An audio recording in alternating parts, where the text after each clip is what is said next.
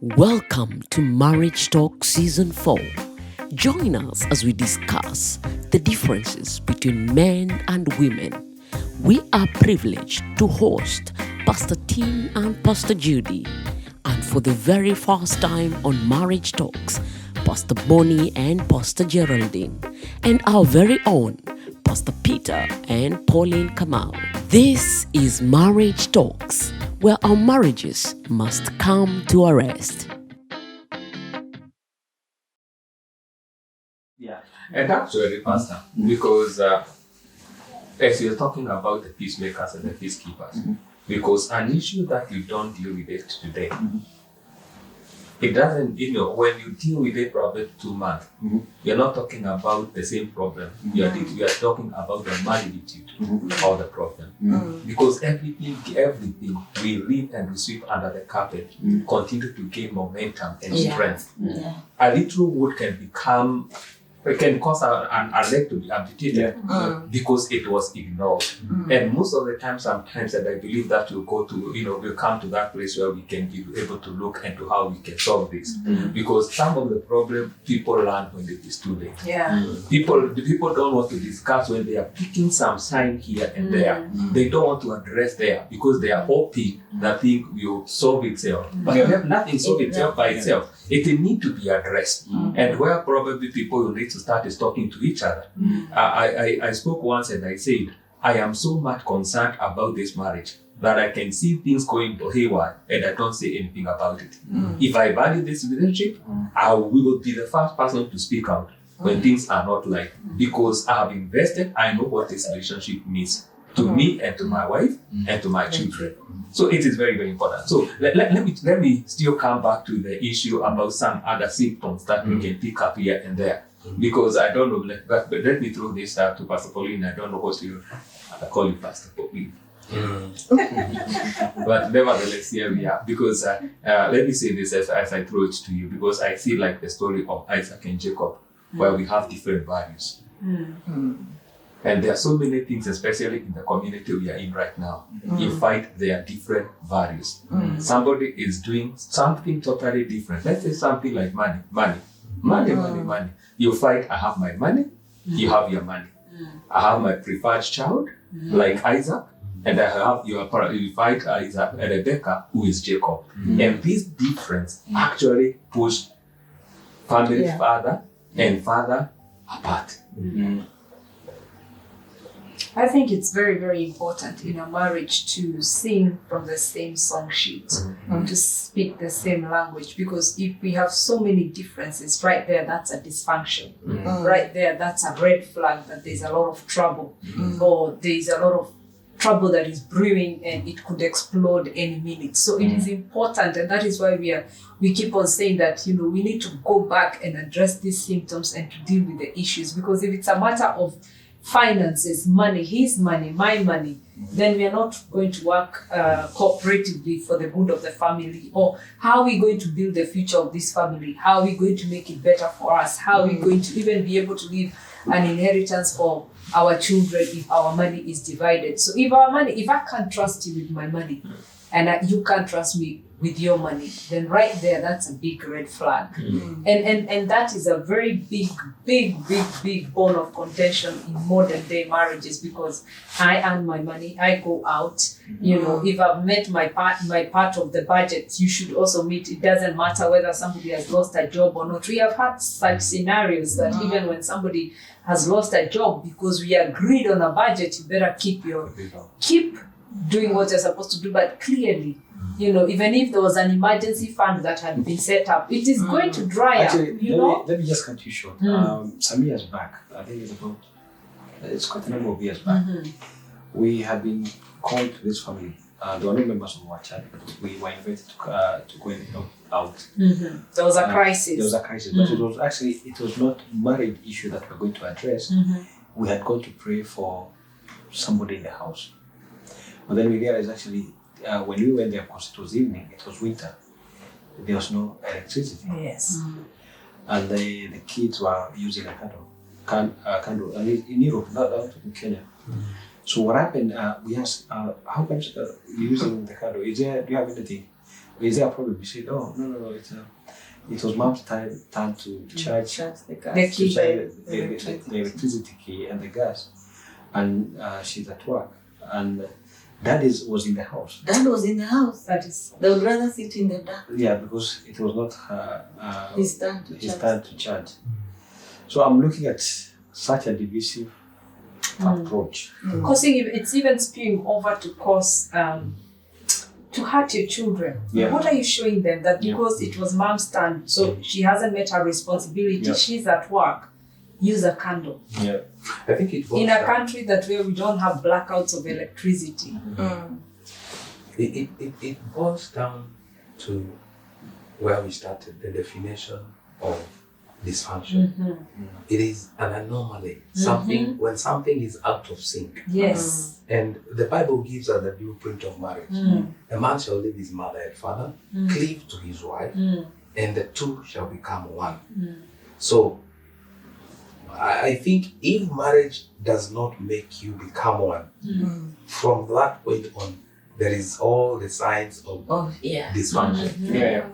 That there is not my money and her money. Yeah. If there is my money and her money, that is a clear sign of dysfunction. If there is my investments and her investments, my children and her children, because in certain families, she can get married with a child, but that child is not supposed to be her child. Even though she got married with her, she's supposed to be our child. But even if I make it not our child, that is a sure sign of dysfunction. Yes. Because when God said the two shall become one, nothing should divide. And two means a team. Yeah. We've always said it on this program that we are a team. We are on the same side. So we are not against each other. We are for each other. So when we allow other things to come in, when we allow contempt to be batched, when we allow neglect, when we allow conflict, when we allow all these dysfunctions to come in, then we are not a team. And you see, it is us who allows them, and that's why we've been saying all along, we need to take responsibility. You need to look at yourself and do yourself a self-surgery, like my husband often says, that you need to do yourself a self-surgery, which is the most difficult thing you can do, but we need it. You need to look at yourself. So why the dysfunction, why is it happening, so it just shows you. But could there be a cultural, let's say, like maybe like the culture we come from, maybe some traditional and cultural things that we bring along that actually don't help our marriages to thrive, but actually hinder the marriage relationship, even though it is built on Christian principles. I think when we bring in culture, it's not Christian principles. It goes back to what Pastor the team has said. If it's not founded in the Bible, if it's not in the Bible, then what are you basing your argument on? But actually, what she is saying is very valid. Yeah, it is It's valid, very, very I valid agree. because just because you are saying it's a Christian marriage doesn't make it Christian marriage. Christian, It is how I build it according to God's principle. Actually, maybe there are two scriptures that comes to mind when you mention this about the principles. When Moses was building the ark, he was told, build according to the pattern that I showed you in the mountain. Now coming also to the book of I think Matthew chapter 5 verse 20, it says, you made the word of God of none effect because of your traditions. So two things here: building according to the pattern that I showed you in the mountain, and making the word of God of none effect because of your tradition. So we must be sure here we appreciate. Which one are we using? Are we using our tradition, or are we using the biblical principle? Yeah, because as you are saying, you can say that this is a Christian marriage, and actually what is in your mind on how to treat your wife is how your father treated your wife. Now you're not building according to the word. And we see that many homes now are operating in the two. So somebody wants to build according to the biblical principles, but still wants to adopt other bits from the tradition. And so that brings conflict. Do you know, actually, to be honest, I was trying to argue with somebody when he was trying to base it on the importance of bringing the traditional way of marriage, the way they used to do it in the past. But actually, if you look at the Bible, what the Bible expects a wife to become or to be, and what the husband is supposed to be, especially the New Testament, you realize actually the biblical one even is more superior, because you will get an honest respect, as opposed to forced respect. So actually, if we practice what the Bible says, where especially when marriage is concerned, surprisingly, it's not supposed to be a surprise anyway. It's more superior, and you get a better deal by far. Because I don't know why even people argue about getting 2 wives. I have one here. It's taken out. We are 21 years together. We've known each other for going to 30 years now, and I'm still running. Try to understand her. I can't imagine, honestly, having another her that I'm trying to learn. You see, Pastor, what is this is where now we have to become very, very intentional. And this is where the Bible says that if we don't transform, we conform. Because just because I am married doesn't mean that my mom has come out of my mind. Or what I saw happening in my home has come out of my mind. It has to be identified, and I have to be very intentional. Very, very intentional, because my father could be right in my could be embedded in me until I hit another season or anger, and then I see my father coming out. You get what I'm saying? And this is where we really need to be very, very, very intentional. Just because I'm saying I am in church, I did a holy matrimony, doesn't make that marriage a Christian marriage. It is how I am building it according to the Word of God. The principles which are right there. And traditional is something that we don't have to pray for. It is in us. We have to be intentional to remove it out of us, so that we embrace now the new, which is going to transform us to the kind of marriage God intended, so that we align to the destination of God that has promised in marriage. So it is not a one day off. It is not. It has to be consistent. It has to be repeated over and over again. But it is worthy every effort. Every effort. Actually, maybe to add on that, we are looking at dysfunctional families or relationship. I think maybe we need also to help people to understand, to identify whether, I know we mentioned briefly about the symptoms, but it's also good to let people understand, maybe, because sometimes we may think that maybe everything is okay according to your, to what you have been experiencing in your family, but maybe it is a problem. For example, I've seen families that keep scores, whereby, I make sure that I realize you have done something that is wrong. I don't address it then, but I keep it. It's like I have a bank where I keep the thing that you did wrong, but I'm not addressing them immediately. But I'm keeping them, waiting till the day you make a problem, you do a mistake, then I download them to you as a weapon that will shoot you. So, and I think this. Or you did to me, I'll do it to you. To you. And I think one of the things that maybe we have realized in marriage, in relationship, keeping scores, whereby you're going to use that in future, has caused so many problems in families. It's a great weapon. It's a sacred weapon. And this goes on even to a point whereby now, if you feel outdone, that's when you hear women even exposing the strength or the weakness of their men in bed. And we have to address these things. And I know if we don't address them, because keeping score means it can be extreme. It can be even small things like, you send money to your parents and I didn't know, so I didn't ask you, so I'll wait. You sent her £50. I'll wait. I'll send £1,000. So when you sent I didn't ask you. So when I sent, why are you angry? So, and small things, because we have to identify these things as symptoms of dysfunctional relationship. Keeping score. is one of it. And I think we've dealt with such a case where people have kept Scores. kept scores, and it's very, very common Yeah. within the marriage system. I think I have a question which I want to throw at us, and this is a question where maybe it started out well, the marriage, it started out well, but somewhere along the line, it has taken a turn for worse. And I've especially seen this in marriages where maybe the husband was offered all the support by the wife, maybe when he was starting a business. My husband is a businessman now, he's an entrepreneur, he's a CEO, So all along, you're working alongside him, encouraging him, supporting him, paying the price for this company or this business to grow.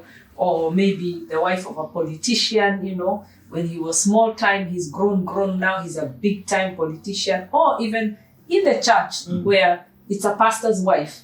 I've been with my husband since the inception, since the birth of Higher Heights Church, and all along I've held his hand, supported him, been part and parcel of the dream, been part and parcel of the vision. I mean, name it. You've done it all, from sweeping to singing to name it. You've done it all. But now when it comes to the turn of the other person, there is no nurturing and encouraging when the other person has a vision. And this usually you see it in people who maybe they've really stood with their partner, and then their husband, they have stood, let's use the word spouse. They have stood with their spouse, and their spouse has become successful. But all along, you are there nurturing, you are there encouraging, you are there holding their hands, you are there when you had to pay a bill somewhere and you went without food or without shoes and things like that. But now, after a while, it's your turn. You have a vision, you have a dream. And now your spouse doesn't nurture it, doesn't encourage it. So this is where I'm saying the marriage started out well, but somewhere along the line, things turn, and then a dysfunction sets in, where now contempt is birthed. Offense is birthed. Like, how could I? Contempt is birthed, offense is birthed, mistrust is birthed, So what happens in such a scenario where it wasn't there at the beginning, but it has come along in the latter years of the marriage? Because there's no nurturing, there's no encouragement. It's we could also reverse it. It's like what we say here in Europe, where men tend to empower their women, go to uni, get your degree in this, push them, get a master's. They go to the extent of where they do the thesis for them. They stay with the kids. They really encourage you. They really help you, nurture you. They really help you to build. Once you get that qualification, that piece of paper, and you get into your career ladder and you start working, and maybe now suddenly you have a higher earning power than the very person who was there for you. I think before I think Pastor Bonnie wanted to talk, but I think that is probably a second or third stage of a problem. The first stage, I think, is where the I didn't die. Because if it and I think we have said this over and over again in other episodes, that I must die and become weak. Because as long I am married single, I will pursue my agenda.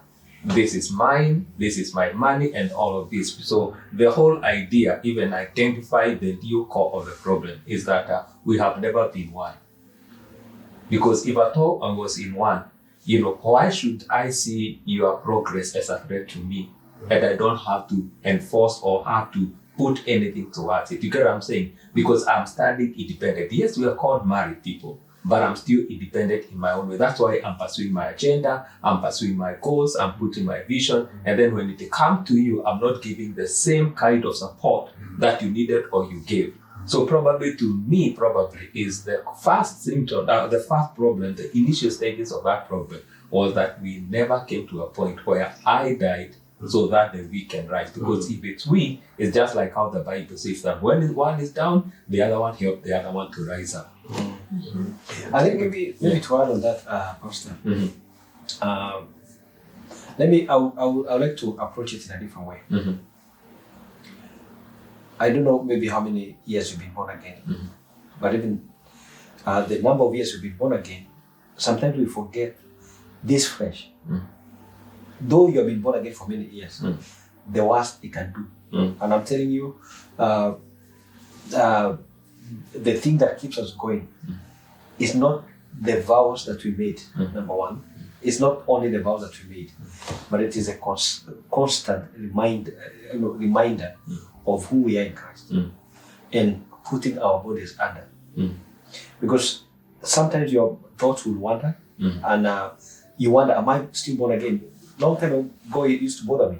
But the idea is actually the fresh will always be fresh. And I'm trying to build a case on this because the same way your spiritual life can still be affected after being a Christian for so many years if you don't keep on to the principles and the demand that comes with you and keeping your body under, knowing what you're exposing your eyes to see. Because you can be born again speaking in tongues, but if you keep on exposing your eyes to things like pornography, things like whatever other things, you find yourself going back to the same lifestyle that you used to. Not that you are that God intended you to be like that, but because of what you have been exposing yourself to. So the same thing. If salvation, if we can backslide to that capacity because of what of failing to be consistent in what we are doing, then it tells you, even in marriage that had good intention, if you not remind yourself of the vows that you made and why you are together, chances are you may go be empowered and you are now exposed to people maybe who are learned, who are able to speak your language, who are able to identify with where you are. But when you go home, maybe the man or the woman is not speaking the same language. Maybe you used to call water as it is. Now you've come with another idea, with another understanding. It's H2O. H2O. So it's same thing, but maybe with a different term. And this, if you don't remember that actually the knowledge that you have acquired has not come to destroy you, is not supposed to destroy what the foundation, then it means the chances are you may have contempt, or you may look down on your wife or your husband, depending who is empowered. But what we need to understand is that, for me, I always say, I'm sorry to say that as a pastor, but I find it is a curse. Because if you can use somebody, if for example my wife, the way she has stood with me through thick and thin, and now that we find ourselves that God has blessed us, then I dump her. To be honest with you, in the eyes of God, for me, I find this is. I know God is forgiving, but I find it is a curse. But having said that, there must also be a need of empowering ourselves. What do you mean? Add value. We need to, for example, if my wife is younger than I am, but it doesn't mean that I just remain where the last certificate that I did many years ago is the one that I still have. Nowadays, there is a way you can empower yourself online.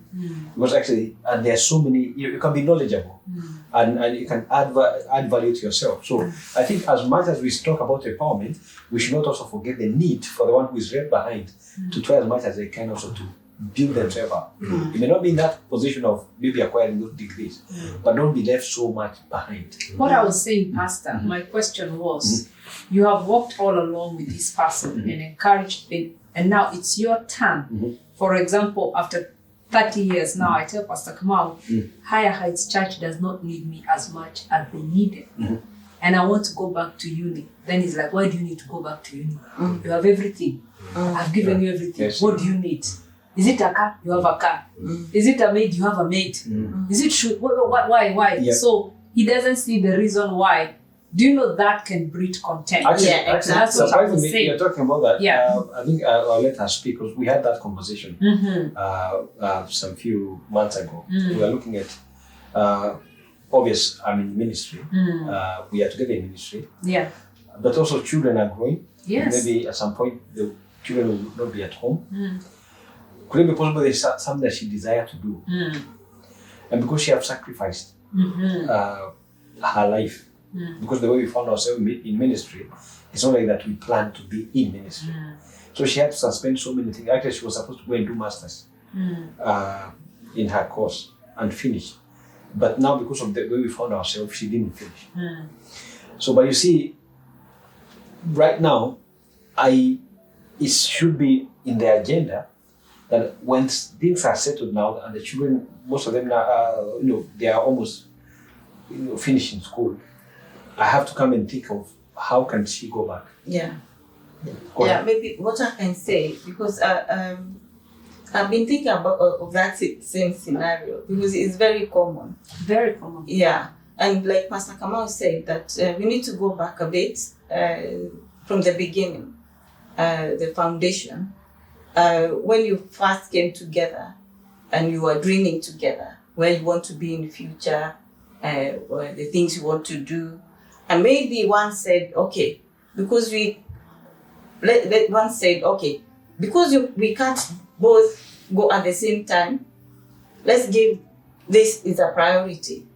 Okay, you go do your degree, become a lawyer, get a job.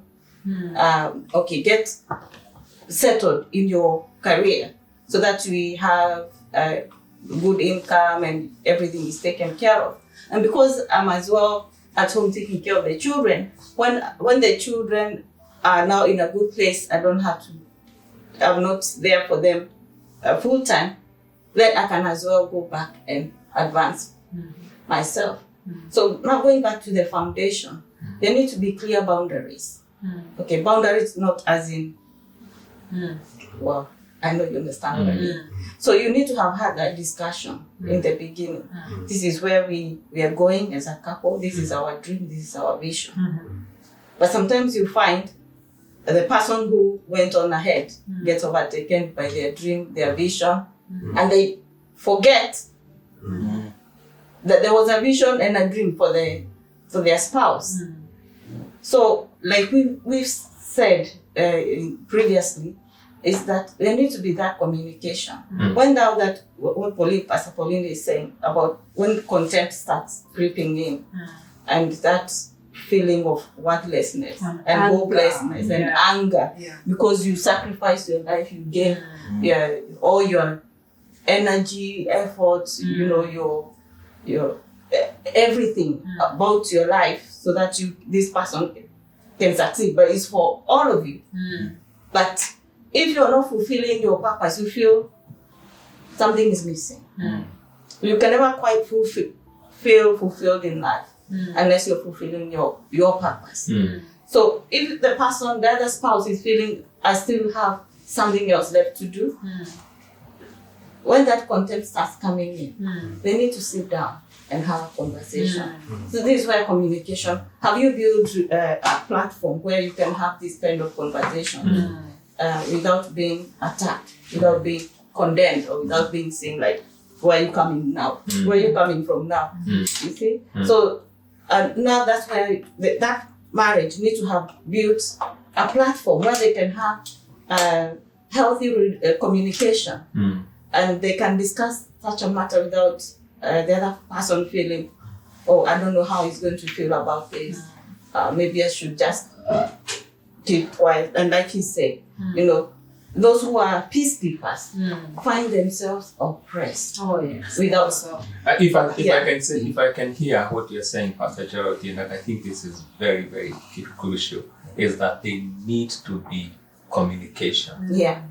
From the beginning. And communication is that even setting the goals, setting the vision, setting the dreams, and repeatedly we keep on addressing, even it can come in form of a discussion, it can come in a casual way, it can come out, so that all of us, we make sure that we are looking at the same thing. And I think that's a very, very, that's a key thing to turn this, because most of the time, sometimes where people feel neglected and some people have been left behind, is because there is no proper communication. Or they assume the other person should know. It's automatic. And assumption is very, very bad. Actually, one of the things maybe to add on that conversation is, don't ever think that your spouse is a mind leader. Because sometimes you think That's, oh, you should understand. I've had that statement made so many times. I thought you would understand. I thought you know this, how things are. Because what happened with career, for example, if you go back to uni right now, and I'm trying to address this matter because maybe within our community is very, very common nowadays. Yeah. So what happened, if you go to uni, that is level number one. You'll come and find yourself a job. But obviously, somebody who have gone back to uni, naturally they are aggressive people. Meaning, when I say they are people who are geared to succeed.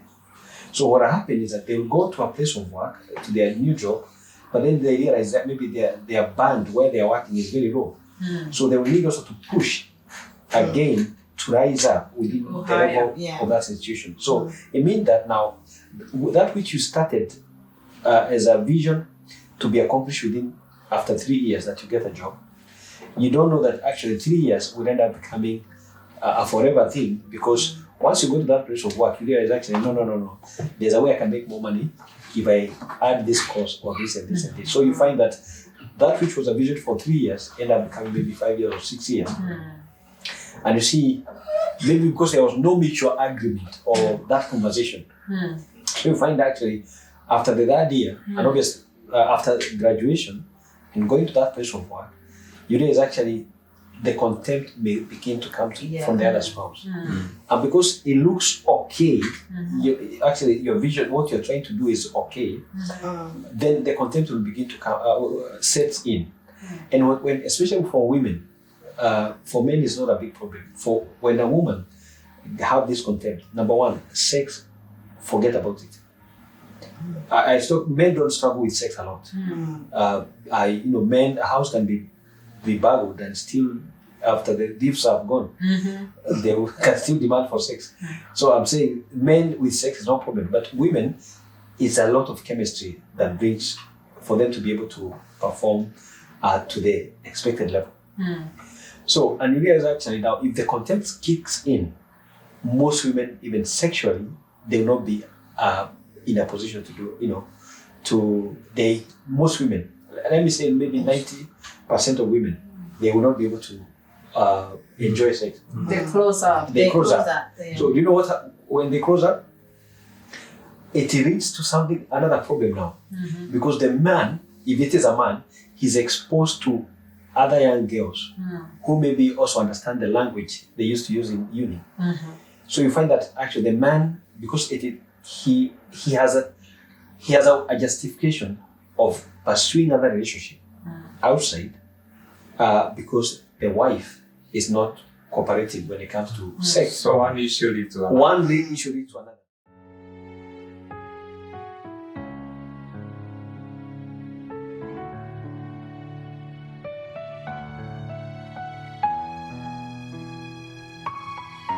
Marriage Talk.